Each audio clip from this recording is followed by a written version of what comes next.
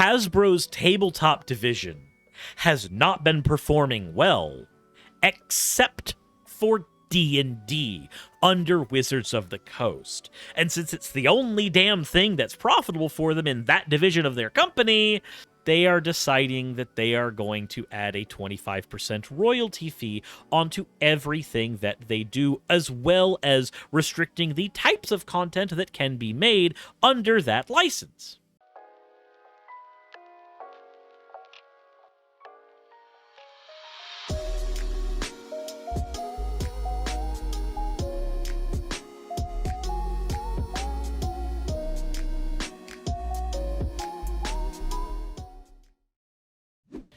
Well, it's the first video that I'm going to be recording of the subathon, not counting the video talking about the subathon itself, but I do want to get into something that has changed recently with Wizards of the Coast. Now, technically, this is something that probably should go onto my Suris TCG channel, but it has to do with kind of more capitalistic and greedy oversight from a large company than it does my gripes with a particular individual game the way that it would go on Suris TCG.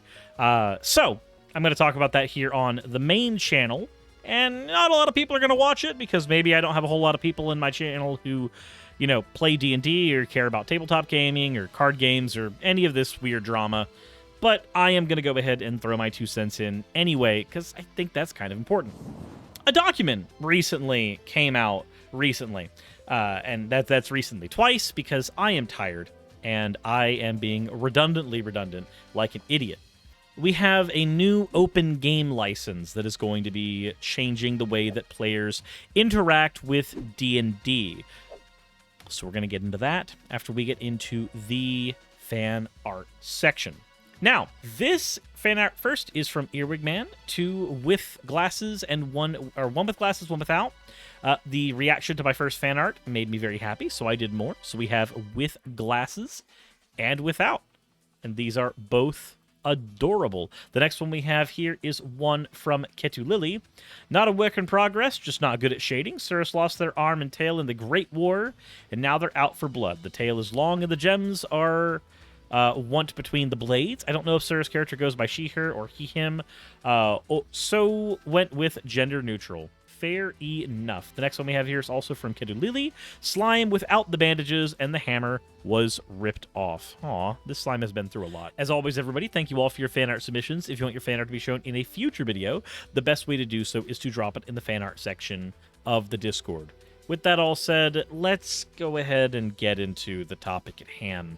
So, if you like playing Dungeons & Dragons, if you like D&D, I can guarantee you that most of the most memorable campaigns that you have had have actually not been in official D&D modules. Now, what's an official D&D module? So, for instance, there's an adventure that happens in the Lost Mines of Phandelver. That is an official D&D module. There's, you know, Tomb of the Mad Mage, and a bunch of other dungeons. The point is Wizards has their own adventures that are set in the location of the Forgotten Realms, and other adventures that are set in places like Strixhaven Academy from Magic the Gathering, or Ravnica from Magic the Gathering. There's a lot of places that you can go within the world of D&D, be it in the worlds of Magic or the worlds of the Forgotten Realms.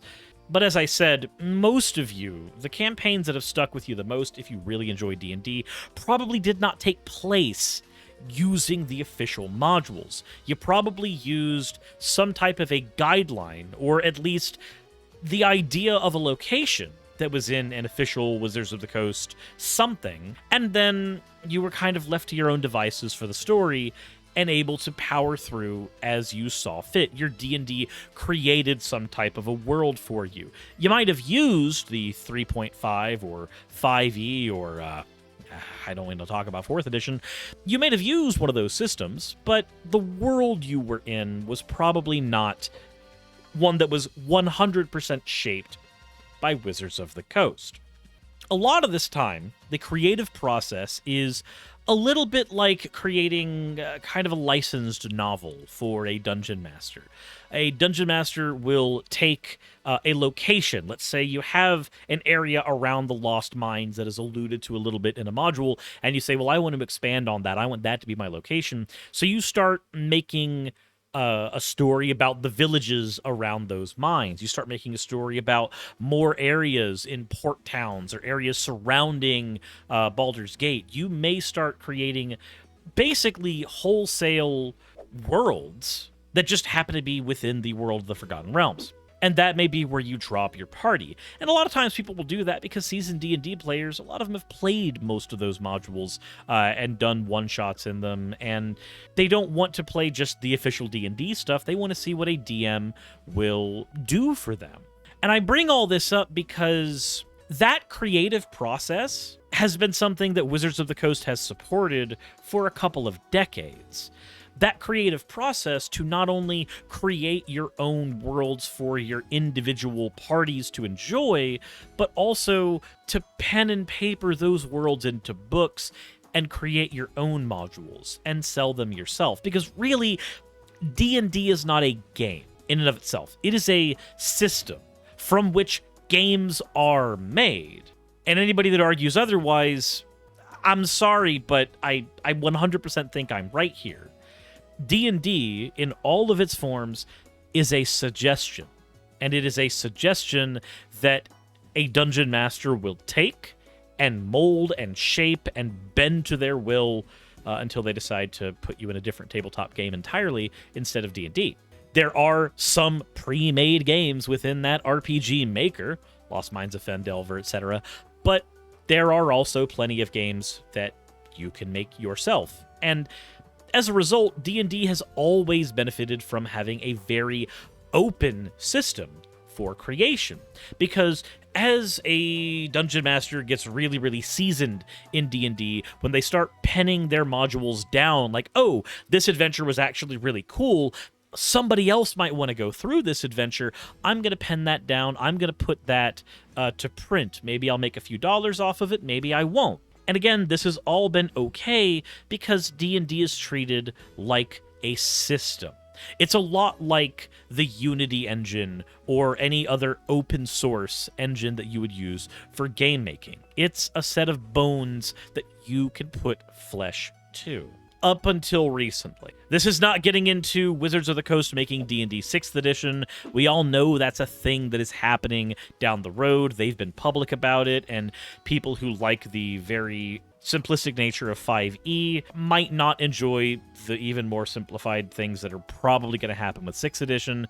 Some people go back to 3.5 and Pathfinder for those reasons, but none of that's important right now. What's important is that there's something called the Open Game License, a public copyright license that, with some reasonable restrictions, allows anyone to publish and sell royalty-free D&D materials. In fact, actually, one of the artists who has done work for this channel that goes by the name Briarpatch Gaming actually makes some of these royalty-free D&D materials. They have a Patreon, and on that Patreon, there are cardstock versions of items from D&D that they give to people for just being part of their Patreon. So, like, I literally work with creators who do this and do it for a living. This open approach to game design, it's been a significant thing in D&D's life. It's one of the things that has led to its popularity because, again, with D&D being a system, it's become the most ubiquitous tabletop system, period, for better or worse. And then December 2022 happened. Wizards confirmed that they're actually going to be making Open Game License version 1.1, and this will supersede everything from the original game license. It's also a backwards compatible game license, which means that materials made in D&D 1.0, materials made in 2.0, 3.5, 4.0, 5.0, doesn't matter, 5th edition, this open game license is for all versions, everything Wizards has ever owned, period. Wizards is changing the open game license what was once a simple document that basically said, hey, here are a handful of restrictions, but you can publish content within our world, now is going to be 10 times as long as the previous document. It will deauthorize the original and put a fuck ton more restrictions on content creators and on the monetization of third-party content. This means that for a lot of creators whose lifeblood is creating these campaigns, is making adventures in these worlds, Wizards of the Coast is going to start strangling you. Now, there is a group of third-party publishers led by a man named Mike Malik of Mage Hand Press that has revealed an open letter, an internet campaign, which will be a position to stand directly in opposition of OGL, Open Game License 1.1. We're going to take a look at that here in a second after we get into a little more of the content. So, one of the reasons that this is so bad is because Open Game License 1.1 retroactively destroys any legal protections that the original Open Game License had. Any content that is being made or has been made and has been published from other creators, most of them indie and small and fledgling, all that work now gets jeopardized by this new edition because it retroactively will change the legality of all of that previous work. Pathfinder uses D&D as its backbone. It'll have to stop publishing new content altogether or pay now 25% of all of its revenue to Wizards of the Coast. Now, I hate to tell you this, Dungeons & Dragons is already the most profitable tabletop thing. If you don't count card games. If you count card games, then Magic and Yu-Gi-Oh! Might have it beat. But if you don't count card games, D&D is the most profitable thing already. But guess what? Hasbro's tabletop division has not been performing well, except for D&D under Wizards of the Coast. And since it's the only damn thing that's profitable for them in that division of their company, they are deciding that they are going to add a 25% royalty fee onto everything that they do, as well as restricting the types of content that can be made under that license. Now, there's another weird thing that's happening here. That rule is circumvented a little bit if you happen to be a tabletop project that is funded through Kickstarter. If you do it through Kickstarter, you'll only have to pay a 20% licensing and royalty fee, as opposed to 25%. So small businesses that collectively employ hundreds of designers, writers, and artists, well, it'll now be impossible for them to put books on game stores and run Kickstarters for large audiences without that extra fee. And with that extra fee being just a little easier on Kickstarter specifically, it speaks to some of the back alley deals that have been happening between Hasbro and other companies, in this case, Kickstarter. Now, the new Open Game License also says that Wizards can modify or terminate the agreement for any reason whatsoever, provided they give 30 days notice.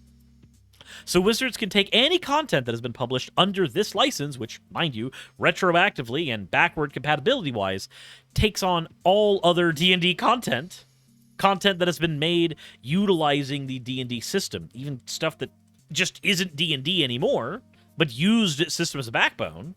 Wizards can cut off the head of that Hydra at any point. Now, there's an issue here. There's another change in Open Game License 1.1. It's a requirement that regardless of how much revenue a creator earns, they have to register their content with Wizards of the Coast specifically, and provide the company with a copy of their content. Then, because you might say, oh, well, they just have to pay 25% to Wizards, and that's all they have to do. That's not really a big issue. Who cares about that? I mean, 25% to use a big backbone, that's only fair for the company. No, it gets worse. Because you have to provide the company with a copy of your stuff, Wizards of the Coast is granted a sweeping, non-exclusive, perpetual, and irrevocable sub-licensable, royalty-free license to use that content for any purpose. If you make a module using D&D as its backbone, You have to take that module, register it with Wizards of the Coast, and then if they take your hard work and publish it themselves and start making thousands of dollars on it, you will not receive a dime. But that agreement doesn't work the same way the other way around. If you are a content creator, you have to pay 25% to Wizards, 20% of it's through Kickstarter, but they don't have to do shit for you. Despite the fact that you are as much a part of the creative backbone of that module as the skin and bones they provided were. So D&D can republish Pathfinder on that kind of ruling? Yeah. If a person writes a really cool adventure under this license and makes a couple of bucks off of it, like a couple of friends and family bought it, that's all, but then Wizards of the Coast sees it in their archives and says, hey, this is marketable, they can use that content however they want. They can throw it into they can throw it in as a module, they can throw it into a supplementary book, they can throw it into anything and not notify or contact the creator at any point. Wizards of the Coast, Hasbro specifically, are well aware of what drives the success of D&D. The success of D&D comes down to two factors. Its ubiquity, it is known amongst pretty much everybody, and the ability to adapt it. D&D is a very adaptable system. The D20 system that it uses is a skeleton structure that is used for multiple different tabletop things in general. The original open game license did a ton to foster creativity and innovation in the tabletop space, and it helped more than any other element by creating a new document, OGL 1.1, that is 10 times as large as the original. Wizards of the Coast is going to be kneecapping the community that keeps their game alive and keeps it profitable solely so that they can, for a time, squeeze a few more dollars out of them. Gets a little worse, though. Digital tabletop resources like Roll20, which have been vital to keeping D&D alive and strong in the last few years, because they simulate gaming on a table in a digital space, things like this potentially might not be able to operate under the new open game license, depending on what the final language of that document looks like. It remains to be seen exactly what all of the updated terms are going to be in the final version of the agreement, but this could impact people who have been using Roll20 for years. People who can't make it to a local game shop, people who don't have local friends to play D&D and other tabletop games with, people whose entire ability to socialize in their spaces is based on this and other similar games. Now, this has all been called the One D&D Initiative. It also includes, from Hasbro, an in-development, fully immersive 3D play space with a set of creative tools and D&D Beyond integration, which, might end up being better than Roll20, but it doesn't negate the fact that the new open game license, and when it comes to a space that is based so heavily on creativity and input from the players, it seems that strangling them and forcefully dragging them into a new era is not fair to those players. Again, resources like Roll20 may be handicapped by the new open game license and not be able to use official Wizards resources for their stuff, which will mean that it will still be a useful thing for playing other D20-based experiences, but it won't be useful at all for the biggest and most ubiquitous one. Now, the Open D&D letter itself, we're going to take a look at that letter and see what it says, now that we've given a bit of a idea of how Wizards of the Coast is using its license. Before I get into that letter, though, I do want to say that this reminds me a lot of what Nintendo used to do to YouTubers, to content creators in the YouTube space. It used to be that YouTubers were able, and this is the way it is again now, but it used to be the YouTubers were able to play a game in a Let's Play or what have you on their stream, on their channel, and they could make a little bit of revenue from it. Never a whole lot for most people. Not everybody can be Game Grumps. Chromatic Cuttlefish says, just to be clear, you can play over a video conference call without needing Roll20 and similar. That's neat. Not everybody can do that. Not everybody wants to do that. Not everybody should be forced to do it that way. Not everybody needs to be made to do it that way. The ability to find alternatives does not circumvent the problem at hand. And I will stand by that one. But Nintendo tried to do the exact same thing to content creators once before, where they tried to force people to be part of a Nintendo partner system in order to stream or use footage from any Nintendo games. And it made a shit ton of content creators that were literally giving essentially free advertisement to Nintendo products to just stop doing any Nintendo content at all. Because why do Nintendo content when you could just do any other video game and not have to pay 20, 30, 40% of the money that you make and potentially deal with legal trouble from the big end? Open D&D. This is the open letter to the gaming license for Wizards of the Coast. We're going to go ahead and read that real quick to see the perspective of people who are much more integrated into this space than even I am.